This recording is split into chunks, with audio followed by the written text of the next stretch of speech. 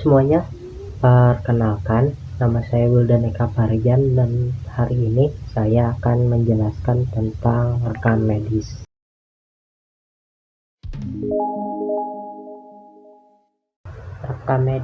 Rekam medis adalah keterangan baik yang tertulis maupun yang terekam tentang identitas, anamnesa, penentuan fisik, laboratorium, diagnosa, segala pelayanan dan tindakan medik yang diberikan kepada pasien, dan pengobatan baik yang dirawat inap, rawat jalan, maupun yang mendapatkan pelayanan gawat darurat.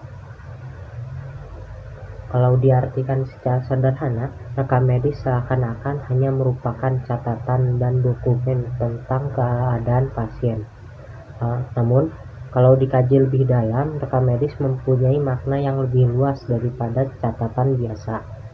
Sesudah tercermin segala informasi yang menyangkut seorang pasien, yang akan dijadikan dasar di dalam menentukan tindakan lebih lanjut dalam upaya pelayanan maupun tindakan medis lainnya yang diberikan kepada seseorang pasien yang datang ke rumah sakit. Rekam medis mempunyai pengertian yang sangat luas, tidak hanya sekedar kegiatan pencatatan, akan tetapi mempunyai pengertian sebagai suatu sistem penyelenggaraan rekam medis. Sedangkan kegiatan pencatatan sendiri hanya merupakan salah satu kegiatan daripada penyelenggaraan rekam medis. Penyelenggaraan rekam medis adalah proses kegiatan yang dimulai pada saat diterimanya pasien di rumah sakit.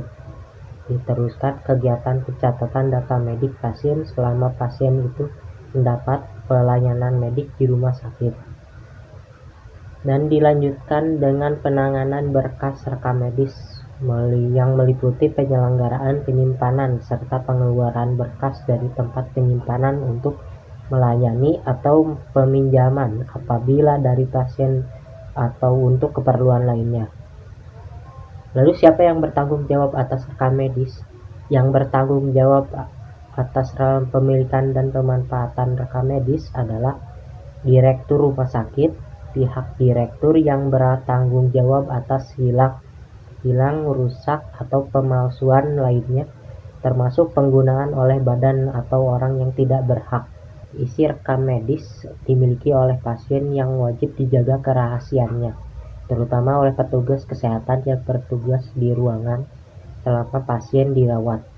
Tidak seorang pun diperbolehkan mengutip sebagian atau seluruh rekam medik sebuah rumah sakit untuk kepentingan pihak-pihak lain atau perorangan, kecuali yang ditentukan oleh peraturan perundang-undangan yang berlaku. Berkas rekam medis sebuah rumah sakit tidak boleh dikirimkan ke tempat perawatan lain jika seandainya pasien dirujuk untuk mendapatkan perawatan lanjutan di institusi atau rumah sakit lain. Yang dikirimkan cukup resume atau kesimpulan saja. Kelalaian dalam pengelolaan dan pemanfaatan rekam medis dapat dikenakan sanksi oleh Dirjen Yanmed atau direktur rumah sakit yang bersangkutan.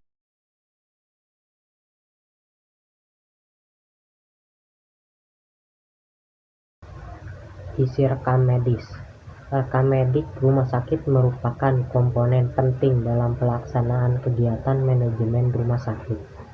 Rekam medik rumah sakit harus mampu menyajikan informasi lengkap tentang proses pelayanan medis dan kesehatan di rumah sakit, baik di masa lalu, masa kini, maupun perkiraan masa datang tentang apa yang akan terjadi. Aspek hukum peraturan Menteri Kesehatan Permenkes tentang pengisian rekam medik dapat memberikan sanksi hukum bagi rumah sakit atau petugas kesehatan yang melalaikan dan berbuat hilaf dalam pengisian lembar-lembar rekam medik. Ada dua kelompok data rekam medik di rumah sakit, yaitu kelompok data medik dan kelompok data umum.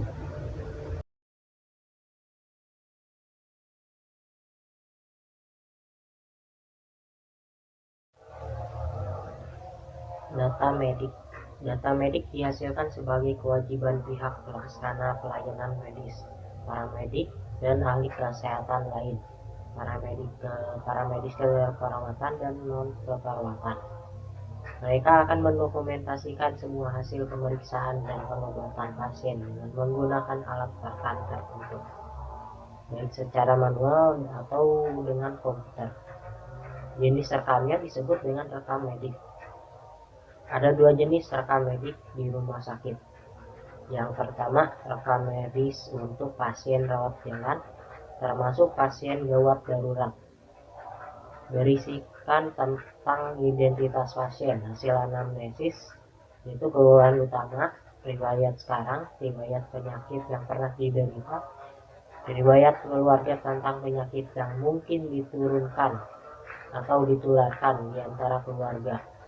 Lalu hasil pemeriksaan fisik laboratorium, pemeriksaan kasus lainnya, kerja diagnosis dan pengobatan atau tindakan. Catatan data ini harus diisi selambat-lambatnya 1 kali 24 jam setelah pasien diperiksa. Yang kedua, rekam medik untuk pasien rawat inap. Hampir sama dengan rekam medis untuk pasien rawat jalan, kecuali persetujuan pengobatan atau tindakan, catatan konsultasi, catatan perawatan oleh perawat dan tenaga kesehatan lainnya, catatan observasi klinik, hasil pengobatan, resume akhir, dan evaluasi pengobatan.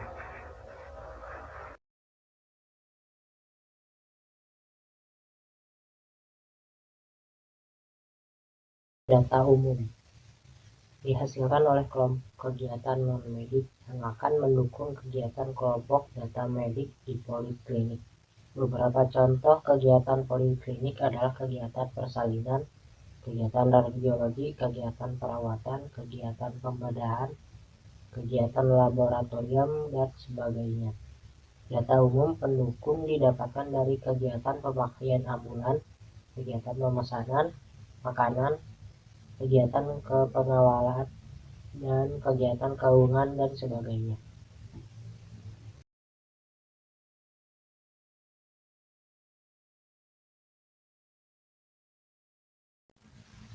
Tujuan dan kegunaan rekam medis adalah untuk menunjang tercapainya tertib administrasi dalam rangka upaya peningkatan pelayanan kesehatan di rumah sakit.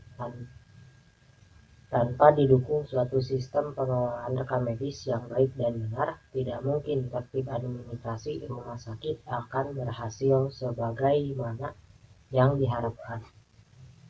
Kegunaan rekam medis dapat dilihat dari beberapa aspek, antara lain aspek administrasi, aspek medis, aspek hukum, aspek keuangan, aspek penelitian, aspek pendidikan, dan aspek dokumentasi. Dengan melihat beberapa aspek tersebut, rekam medis mempunyai kegunaan yang sangat luas, karena tidak hanya menyangkut antara pasien dengan dokter.